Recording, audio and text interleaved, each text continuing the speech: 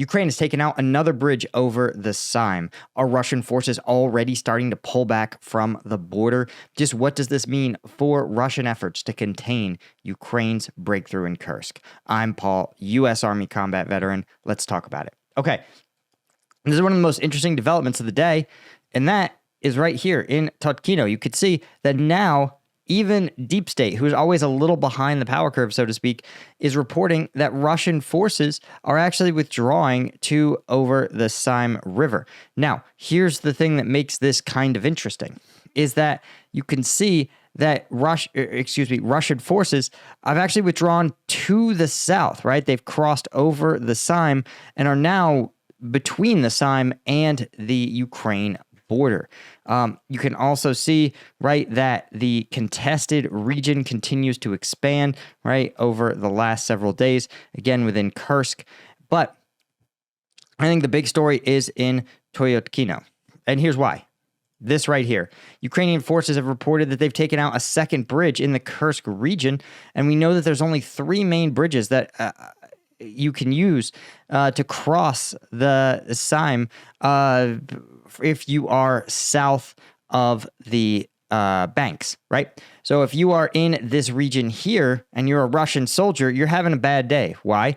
Because one, Ukraine controls essentially the entirety from the southern bank here all the way to the Ukraine border. So if you're one of the Russian troops stuck guarding this frontier, you are going to be shaping up to have a bad day. And your day just got worse because, again, 2 of the 3 bridges have been taken out.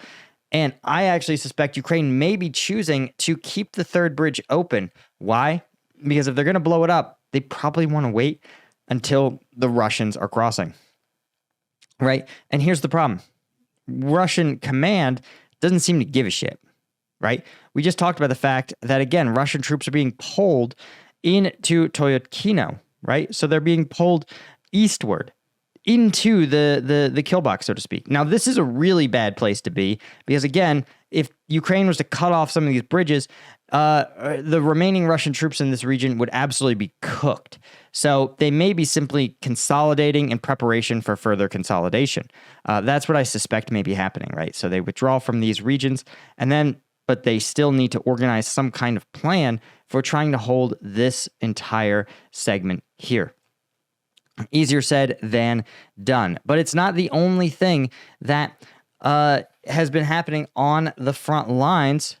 And before we talk about that, of course, I want to mention that if you feel like you need to expand your personal bridgehead, right, your ability to get more things done with less, you may need a little bit of a caffeine boost. That's why I created Strike Gum, inspired by my time in Afghanistan when I had to drink lukewarm military-issue energy drinks to get my caffeine on long patrols. I was like, there's got to be a better way. Strike Gum is... It's not for kids, right? 90 milligrams of caffeine in every single piece, right? That means we've taken all the caffeine of a Red Bull, put it in a single piece of gum. We also have 100 milligrams of alpha GPC, and best of all, 0 sugar. So you won't get the sugar crash. You're just going to get that good caffeine rush. We use natural caffeine derived from green coffee beans.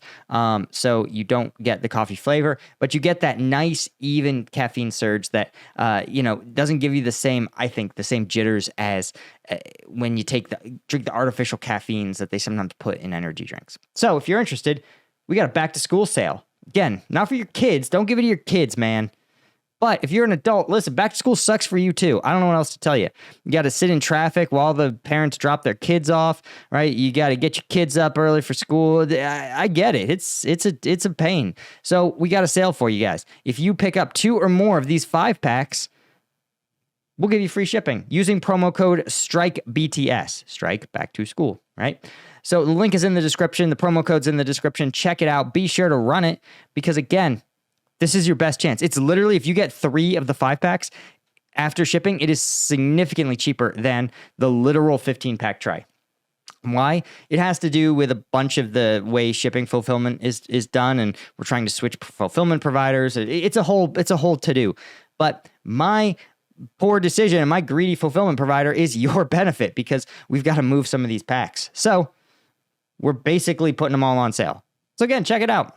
Okay, now let's talk about kind of the larger strategic choices that some of these, that the Russians are sort of stuck in, right? Now, one of the rumors, first off, that's on Twitter. Again, I try not to pull up Twitter because of the, because there's so much screenshots of things I can't show. But there is a lot of reports that Koronivo is actually subject to considerably heavy fighting, and that right now there's even some reports that Ukrainian forces are actually clearing Koronivko and maybe setting their eyes on Rylisk. Right, Rylisk, you might recall, is quite a distance away, but they may find that again, if Russian forces are trapped behind the Seine, they may actually find that, well, things are doubly bad. Not only would Russian forces trapped south of the Seine be stuck there, unable to withdraw, or at least not unable to withdraw at scale, but they would also be unable to reinforce. And so if they cannot reinforce any of these positions here, it means that Ukraine may actually have an easier time taking Rylisk. So you see how not only cutting off these troops pulls them out of, traps them from being reinforced, it also traps them from becoming reinforcements. And again, if Ukraine could take Rylisk, it would be a substantial blow. Again, it's a key rail hub. It's a hike. I'm not going to act like it's not.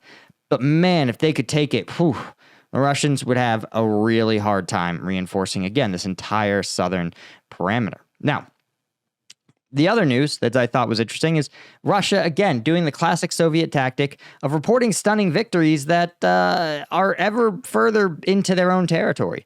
The Russian Ministry of Defense now is reporting that there's a number of fighting happening all around this kind of region here, particularly in the town of, let's see if I can find it here, Kyiv, right, and Sheptikova. This is interesting, of course, because it reflects quite a bit of Ukrainian progress towards Kurchatov, which I think is their ultimate goal, right? So again, you're seeing Ukraine continue to make a lot of progress. You're also seeing them surging in Borky, pushing towards Giri, depending on exactly which source you're looking at, but you're seeing a lot of Ukrainian forces simply seizing territory. And, ISWs out here, it drives me a little crazy sometimes. You guys know that sometimes they're pro-Ukrainian. They are biased to the point of a little bit of delusion, right? And they're saying that this Ukraine incursion to Kursk Oblast is not a decisive military operation that will win the war. We made that obvious, right? It's improving Ukraine's negotiating position when they sit down at the table with Russia. But both Russian and Ukrainian forces lack capability to conduct decisive war-winning operations. Again, we're stretching definitions here because a strategy of attrition is a war-winning operation, right? And again, improving your negotiating position may get you to a point where you can turn a defeat into a victory, depending on how much of Kursk Ukraine can seize, right? They're saying, successive operations with limited operational objectives that are short of victory in the aggregate can achieve strategic objectives. What bothers me is that they spent months when Russia was pursuing the same strategy saying that this is not going to lead to Russian victory. It's not achieving strategic objectives. They were very dismissive of Russia pursuing this strategy, but now that Ukraine is pursuing it, they are saying it has this great strategic implications. ISW does good work. Don't get it twisted, but it is sort of, I got to call them out when they have these kind of strong biases. But again, as we've talked about, this is not the same thing as this is both not a decisive operation, but we shouldn't sit there and dismiss this as this is not symbolic, right? These are key portions of Russian territory. And again, the analog would be if we were invading, let's say we were trying to defend Taiwan and China was to sit there and go, okay, well, United States, we're going to occupy Portland. And if you don't yield Taiwan to us, you'll never get Portland back. And don't get me wrong, guys. I've seen enough videos from Portland. I wouldn't be in a huge hurry, but also I'm not going to give it to the Chinese. Duh. America's territorial integrity is paramount.